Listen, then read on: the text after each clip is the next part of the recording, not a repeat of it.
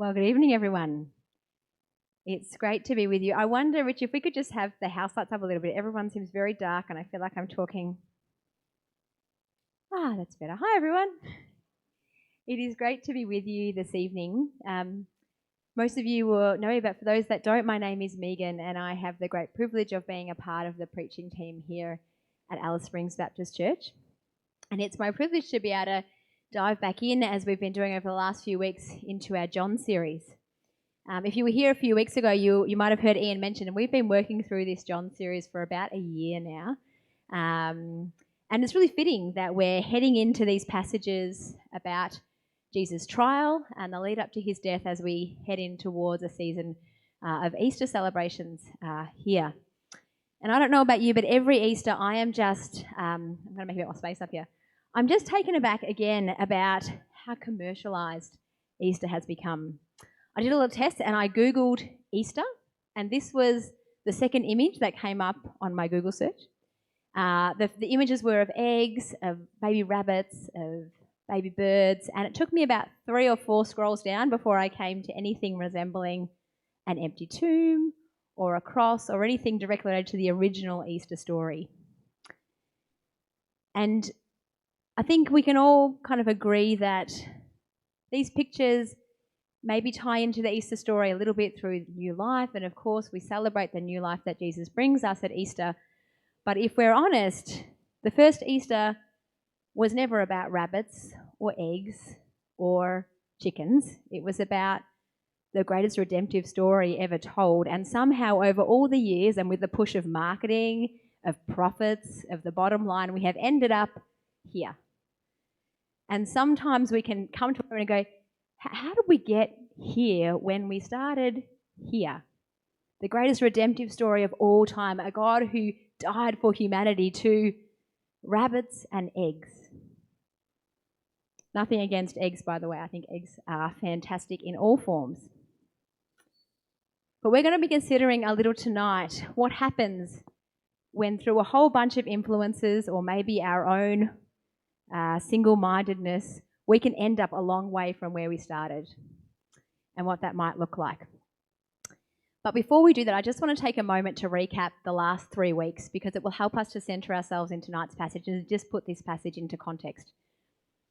So 3 weeks ago, Mike spoke about Jesus' journey in the Garden of Gethsemane. And although we're in the John series, he jumped over to the Gospel of Mark to look at this and really focused on Jesus' commitment at the end of his immense struggle in the garden, that it was not his will, but his Father's will that he was going to do. Not my will, Lord, but your will be done. And the call from Mike was for us to do the same in our lives.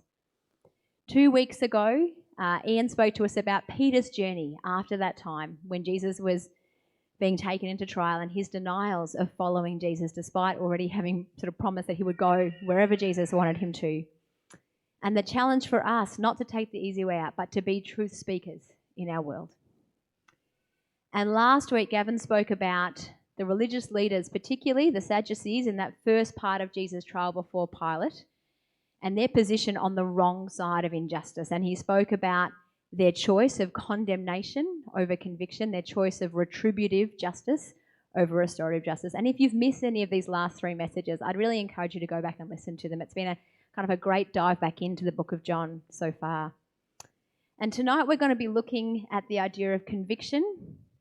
And by this I don't mean conviction as in conviction of a criminal, but actually internal conviction that we ourselves hold about something, and what might lead us to compromise on that as we look at some of the characters in tonight's story.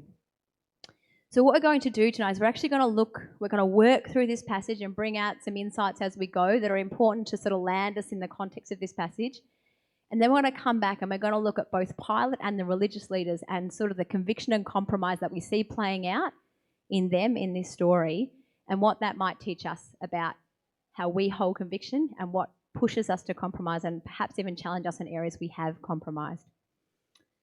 Just a warning as we start off, the first couple of verses of this might be a little bit confronting for some as we talk about the flogging of Jesus. So Pilate has just to sort of land in the final bit of context, Pilate has just declared to the crowd, to the Jews and the Jewish leaders, that he doesn't find Jesus guilty. He offers to release Jesus, and the Jews choose instead to release Barabbas. And so at this point it says, then Pilate had Jesus flogged with a lead-tipped whip. The soldiers wove a crown of thorns and put it on his head, and they put a purple robe on him. Hail, King of the Jews, they mocked as they slapped him across the face. So Pilate is this governor of the region of Judea. He is a Roman leader in a primarily Jewish area. And in chapter 18, we sort of say he doesn't really want to be a part of this Jewish issue as he sees Jesus' trial. He has already said to the Jewish leaders, take him yourself and judge him by your law.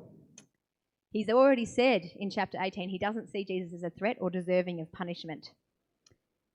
He's given the Jewish leaders an opportunity to free Jesus, and yet they chose Barabbas. And so now he's sort of stuck with this man he doesn't think is guilty, but he can't easily release without being seen as weak or in opposition to this very powerful group of religious leaders, the Sadducees. And so he has Jesus flogged. Now it's worth mentioning and understanding that this flogging wasn't just a slap over the wrist. This was torture. They used a lead-tipped whip, and the Romans were really good at this. Lead-tipped whip would rip open the flesh on someone's back, and they didn't just whip them once. This was torture. And in fact, there are prisoners that were known to die under Roman floggings. So it was no small thing for Pilate to say, go and have him flogged. They also put a crown of thorns on his head. And this is really actually very important in terms of what it means in terms of the scripture. Because for the Jewish people reading this account or hearing John's account early on, the significance of a crown of thorns is actually really deep, because the first time we come across the idea of thorns in the Bible is in Genesis chapter 3.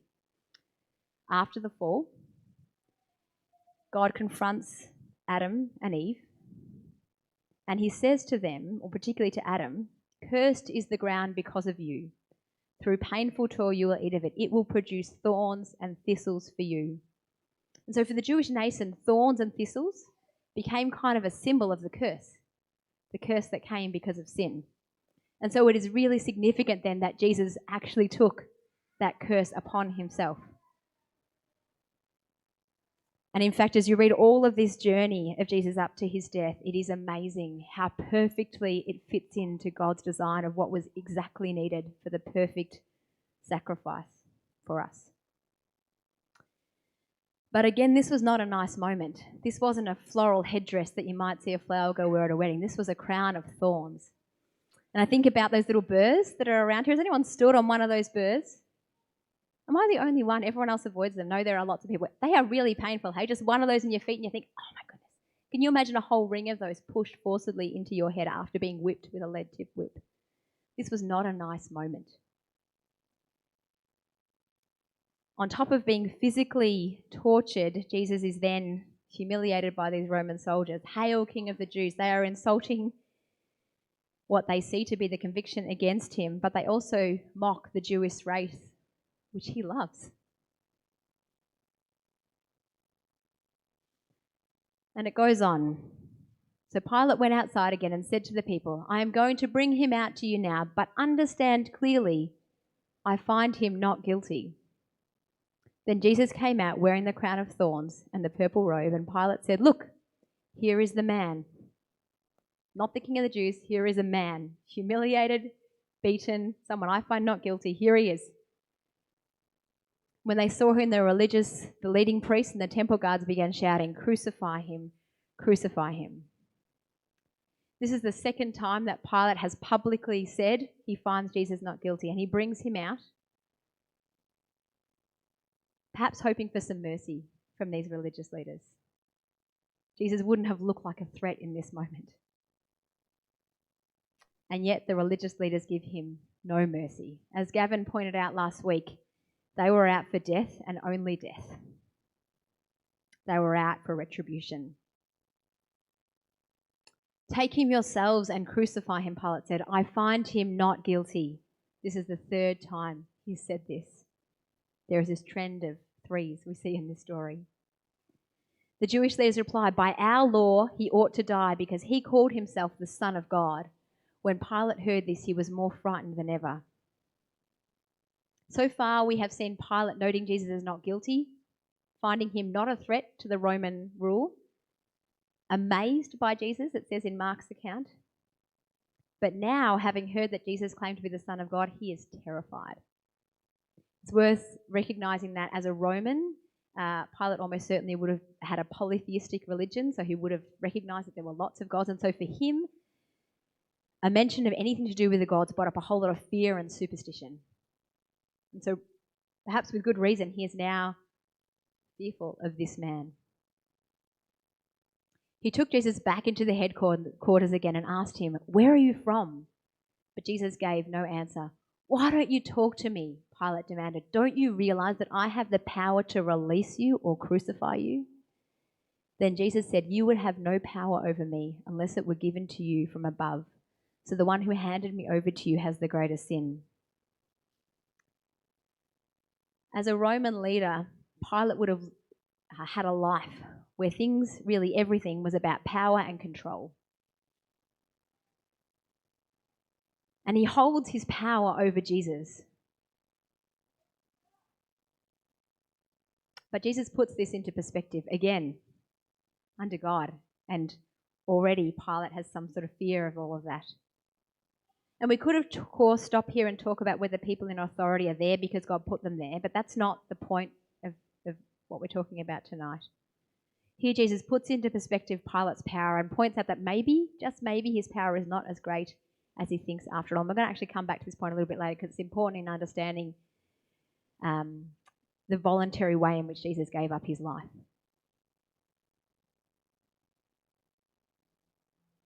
Then Pilate tried to release him, but the Jewish leaders shouted, "If you release this man, you are no friend of Caesar.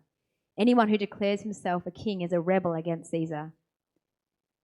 At this point, Pilate not only thinks Jesus is innocent, he wants to release him. And in the NIV translation, it says he tried to release Jesus from this point, actively tried to release him.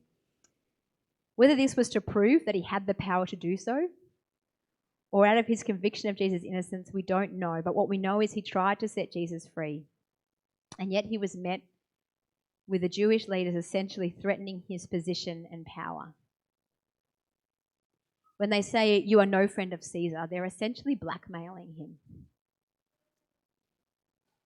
The implication is that if Pilate followed through on his conviction that Jesus was innocent and set him free, they would report this to Caesar and have him dragged through the mud for it. Historically, from what I understand, it's believed that Pilate was already treading on pretty thin ice at this moment after a few previous mismanagements of situations.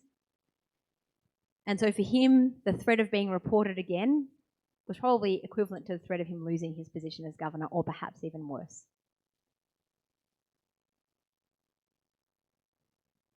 When they said this, Pilate brought Jesus out to them again, and he sat down on the judgment seat. It's like the decision's almost made at this point, on the platform that is called the stone pavement, in Hebrew, Gabbatha. It was now about noon on the day of preparation for the Passover. Pilate said to the people, "Look, here is your king." "Away with him," they yelled. "Away with him. Crucify him." "What? Crucify your king?" Pilate asked. "We have no king but Caesar," the leading priest shouted back. Then Pilate turned Jesus over to them to be crucified. At this point, we see both Pilate and the religious leaders compromise in significant ways. And we're going to take a moment just to focus on Pilate in this story. It is really clear that Pilate did not consider Jesus guilty, certainly not deserving crucifixion. It is clear that he develops a moral conviction that the right thing to do is to set Jesus free. He, in fact, tries to do that by giving the leaders an opportunity to release Jesus instead of Barabbas, and he fails. He has Jesus beaten in the hope of towing the line to please the religious leaders without having to condemn Jesus to death, and even that fails. And in Matthew's account, we also read the added weight to his conviction of his wife's dream.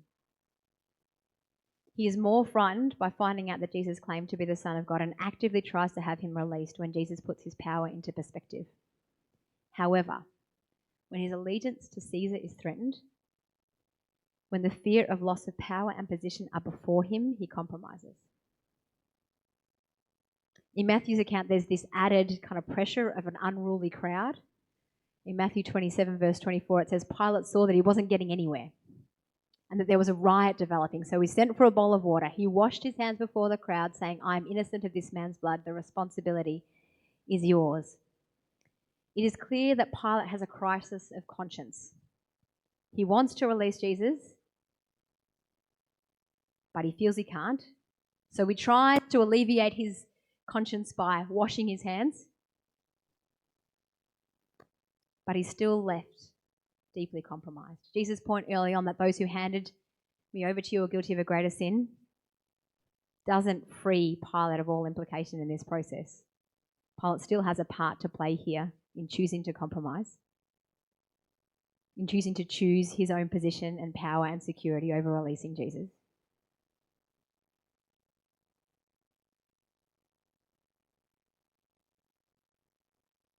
And reading this, it made me wonder, have I ever had a strong moral or ethical conviction, but due to external pressures, maybe the threat to my position or power, maybe the fear of the crowd, I have found myself compromising?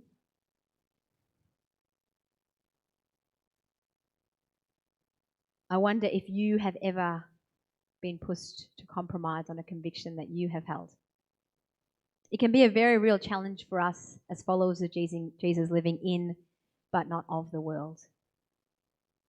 You know, I have witnessed this kind of crisis and the very thin and difficult line that my medical colleagues have had to face in other states when it comes to laws around abortion and gender dysphoria and voluntary assisted dying, where they have held strong moral convictions. They believe in line with their faith, but there is now a real threat to their position as doctors and potentially even of jail. And so there is this constant wrestle of what is the line? How do we navigate this with integrity? We see it in the education system with changes to curriculum and teachers having to find a way to toe the line to figure out, how do I remain true to my convictions and not compromise when there is so much pressure and, in fact, potentially even threats with new laws coming out? And there is a tension, I have to acknowledge here, between compromise and accommodation. There are moments where we do everything we can to be true to what we believe. Perhaps we push something forward and then we have to actually release it and say, I've done what I can. I've lived with integrity. Now I need to release this to God. That's different to what we're talking about here, which is actually compromising our integrity entirely because of pressure. You know, we see it in businesses where there is a push to practice in the grey zones because everyone else is doing it. That's how we make money. You can't make money if you don't toe the line or cross the line, as it may be. We see it all the time with peer pressure, and it starts really early. Whether it's when you're at school, everyone else is doing it, it must be okay. Even perhaps in our own church community, you know, they're doing it, so isn't that okay for me? But what is it like for us to come back to our convictions and actually say, am I compromising on something that God has placed in my heart as a strong conviction here or not? And what are the factors that are leading to that? I want to switch gears for a moment and consider the religious leaders. We saw 2 weeks ago that, last week I should say, the religious leaders have become fixated on Jesus as a threat that needs to be extinguished. Now, the most generous interpretation of their actions in this is that they saw Jesus as a false prophet who needed to be purged in order to protect their allegiance to Adonai, the one true king. And this would have been what they would have publicly declared as their reason for arresting Jesus. And it may have been true for some that this all started because they saw Jesus as a false prophet, taking people away from the law and the heart of Adonai as they understood it. And so they wanted him to be removed out of this deep conviction of Adonai's headship. Almost certainly for others, there were more factors, and Gavin spoke about that last week, political factors, factors related to power and position. And Gavin spoke about that last week, so if you didn't hear Gav's sermon, I encourage you to go back and listen to that. But either way, they are now focused on one thing, and that is Jesus has to die. We will do everything to extinguish this threat. They are focused on death and not a fair trial. Note that they haven't brought forward witnesses with testimonies or given specific examples as would have been the custom in any normal trial. Just to repeat that he is a criminal. Not what he did, but who they labelled him as Gab spoke about last week. And it's only much later that they mention that he claimed to be the Son of God. Again, the most generous interpretation is that they were invoking the law of blasphemy, which is talked about in Leviticus, and that their action was therefore trying to uphold the law of Adonai by removing this man, although in the Levitical law it would have been death by stoning, not crucifixion at the hands of a foreign power. But the compromise and the ultimate revelation of their corruption is here, where they say publicly, "We have no king but Caesar." If their motivation had been to protect the Jewish religion in its alliance to the one true king Adonai, here they ultimately fail because they publicly undermine their very intent. Their pursuit of justice for Adonai is already lost. And although there were most certainly corruption and political motivations here, reading the way that the religious leaders undermined themselves and ended up so far departed from what they supposedly stood for, we have no king but God. It made me wonder, do I ever become so focused on an issue that I'm passionate about, even an issue that I think is important to God, that I find myself saying or doing things I never would have imagined? I wonder for you, if you have ever become so focused on an area of conviction that you have found yourself saying and doing things that you never planned. Like we said before, we can sit there and kind of get to a point and go, how did we get here when the battle we were facing was over here?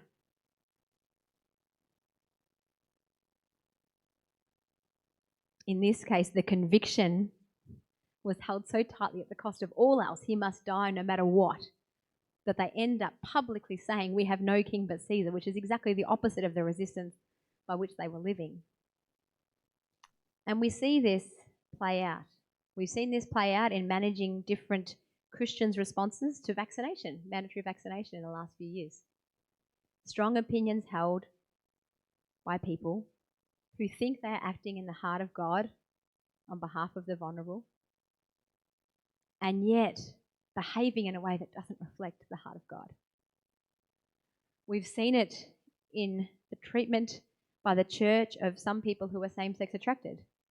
A pursuit of what people believe is God's ideal for marriage, perhaps, leading them to treat people as rejected, broken, second class somehow, ways that absolutely are departed from God's heart, wherever you might stand on all of that.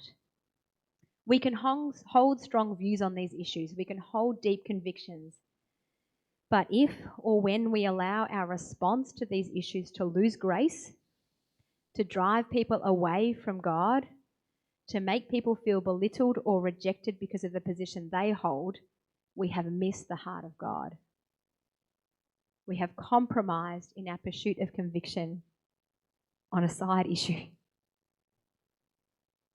where the big issue is that Jesus loves us and he loves them.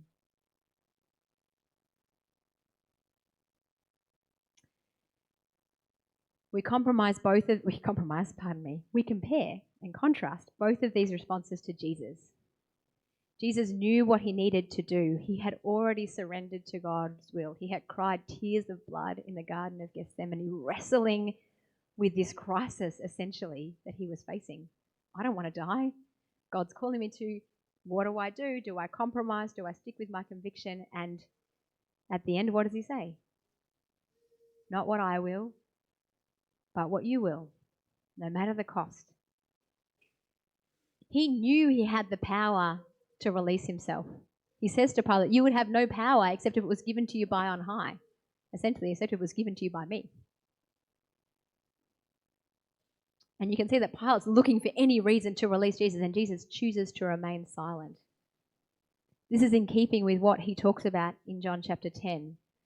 The Father loves me because I sacrifice my life, so I may take it back again. No one can take my life from me. I sacrifice it voluntarily. See how this whole story is putting up to Jesus willingly giving up his life.